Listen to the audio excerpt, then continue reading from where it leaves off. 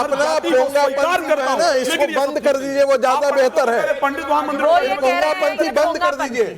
मंदिर बैठे वो कह रहे हैं ये पोंगापंथी। हिंदू समाज को इसी से ज्यादा हिंदू समाज को नहीं, हिंदू समाज में कह रहा हूं ब्राह्मण आज भी भगवान यादव के भगवान कृष्ण के चरण धोकर पीता है, मैं उसको स्वीकार कर रहा हूं। राम के चरण धोकर पीता है ब्राह्मण, वाल्मीकि का सम्मान करता है ब्राह्मण, लेकिन ये कहते हैं कि मंदिर में बैठे क्या होता है? एक सेकंड सुनिए आचार्य जी आप जो बात कह रहे हैं, आप ये बात कहते हैं लेकिन आप एक ही स्वर में दो बातें कह रहे हैं और उसी वजह से बहुत से लोग इसका सियासी फायदा भी उठाते हैं, सियासी फायदा उठाते हैं। और फिर मैं क्यों कहूंगी अगर अखिलेश जी उस कथावाचक को बुलाकर सम्मानित कर रहे हैं तो फिर वो कहेंगे कि भाई यहाँ पर यही सोच है इसीलिए मैं सम्मानित कर रहा हूँ, वो कहेंगे मैं इसीलिए सम्मानित कर रहा हूँ क्योंकि लोग कथा लायक नहीं समझते।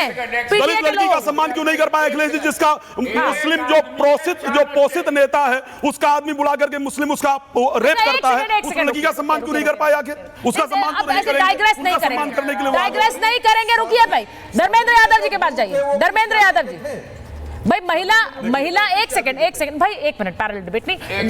क्या महिला झूठ बोल रही हैं जिन्होंने कहा मुझसे बदसलूकी हुई? क्या वो दो आधार कार्ड झूठ बोल रहे हैं जिसमें दिखा रहे हैं कि पहचान अलग अलग है और पहचान छुपाकर कथा करने की बात है? या फिर इसलिए चोटी काटी कि वो पीडीए के है या फिर यादव है? सभा महिला का सम्मान नहीं करेगी, महिला की बात नहीं। आप बीच में मत बोलिए प्लीज। आज हाँ बोलिए धर्मेंद्र जी। सुचरिता जी, हाँ, इस समाज में जो वर्चस्ववादी और प्रभुत्ववादी लोग हैं, पीडीए की इज्जत उनकी नजरों में कोढ़ की तरह है, ये पूरा देश सुन रहा है।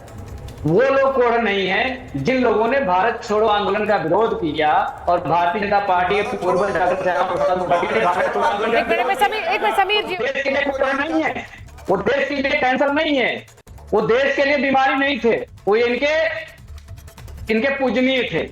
जिन लोगों ने अंग्रेजों से माफी मांगी, आजादी की लड़ाई में अंग्रेजों का साथ दिया और भारत का विरोध किया, वो इनके लिए नवरत्न है, वो कोढ़ नहीं है। तो इनकी जो पूरी विरासत इसी पे टिकी हुई है कि देश के विरोधियों के साथ खड़े रहो और अपनी राजनीतिक रोटियां सेकते रहो। भारतीय जनता पार्टी की मजबूरी बस इतनी है। क्या समाजवादी पार्टी को तकलीफ क्या है?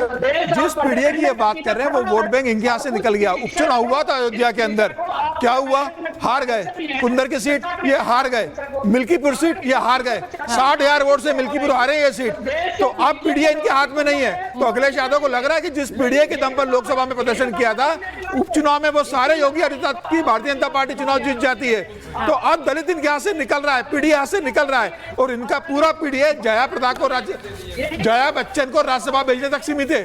क्या जया बच्चन पीडीए से आती है? रंजन साहब को चीफ सेक्रेटरी को आप भेज देते हो, तब पल्लवी पटेल आपसे कहती है कि भैया किसी पीडीए के आदमी को आप राज्यसभा क्यों नहीं भेज रहे हो? और अभी इन्हीं पार्टी ने कल 3 लोगों को पार्टी से निकाला है राज्यसभा में क्रॉस वोटिंग के लिए 2022 में।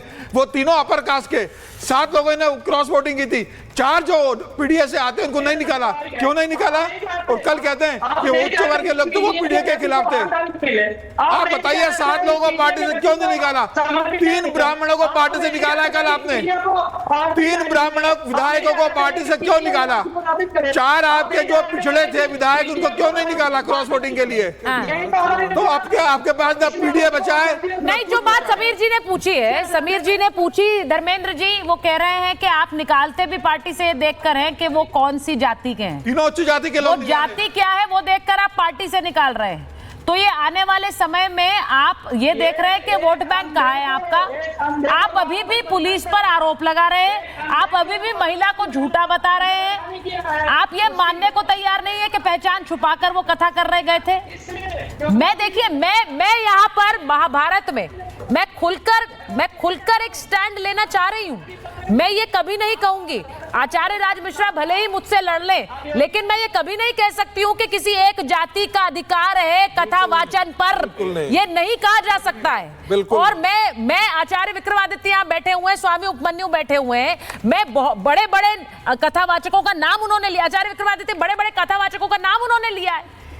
हम जिनके पैर छूते हैं क्या वो सिर्फ ब्राह्मण होंगे? जी एक मिनट आचार्य विक्रमादित्य बोला जा रहा है। विश्व हिंदू परिषद इतने, तो इसीलिए इस नाम पर बांटने की कोशिश नहीं होनी चाहिए, ये सिर्फ बांटने की कोशिश है। आचार्य विक्रमादित्य आ रही जवाब सवाल सुचारिता जी, साध्वी रितंबरा जी, उमा भारती जी, बाबा रामदेव, मदन लाल राजस्थानी जी जिसको शनि बाबा के नाम से जाने जाते हैं, नवल किशोर दास जी, बड़े बड़े संत महात्मा, मोरारी बाबू इत्यादि, किस वर्ण से किस जाति से कोई पूछने के लिए नहीं आया है। ज्ञान को पूछने की आवश्यकता है। मैं कहूंगा ये खेल कुछ और है, ये खेल कुछ और है। आपको मुलायम सिंह यादव जी का एक बयान याद होगा। मुलायम सिंह कहते थे लड़कों से गलती हो जाती है, और अभी आपने एक बयान चलाया था कि पुलिस, जो समाजवादी वाले बोल रहे हैं कि पुलिस कमल लेके घूम रही है, लेकिन समाजवादी जो है वो स्त्री का अपमान करने वालों को यहां पर सम्मान करते घूम रहे हैं, सम्मान कर रहे हैं। इनको इतनी अकल नहीं है। मैं कह रहा हूं कोई स्त्री का कोई अपमान कर दे तो उसका जो जघन्य, जो हीनेस से हीनेस क्राइम माना जाना चाहिए, और उसके लिए पूरी सरकार, पूरे लोग तैयार होने चाहिए। कोई किसी को सम्मानित कर रहा है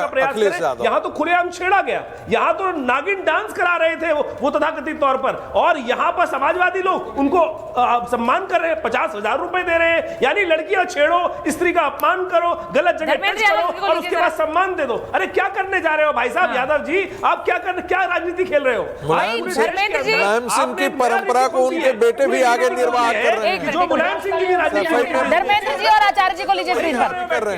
धर्मेंद्र जी, आपने आचार्य जी को सुना। आचार्य जी कह रहे हैं, धर्मेंद्र जी वो कह रहे हैं कि जो महिला का अपमान करे उसको आप सम्मानित करेंगे, तो आप क्या आचरण देखकर, आप क्या आचरण लोगों के सामने रख रहे हैं? धर्मेंद्र जी, धर्मेंद्र जी, धर्मेंद्र जी, आपने मेरा सवाल सुना? यानी आप सीधा सीधा तरह से उदाहरण वही दे रहे हैं जो मुलायम सिंह जी ने बोला था। महिला का अपमान करने वाले का सम्मान क्यों हो रहा है? भारतीय जनता पार्टी में गोंडा के जो जिला अध्यक्ष है वो क्या कर रहे थे? महिला के साथ सम्मान कर रहे थे, मुझे बताइए। टीवी पर आके बोला, भारतीय जनता पार्टी के नेता क्या उनका बयान गलत है? वो महिला का सम्मान कर रहे थे क्या? मुझे बताइए। एक भारतीय जनता पार्टी के नेता महिला का सम्मान कर रहे थे क्या?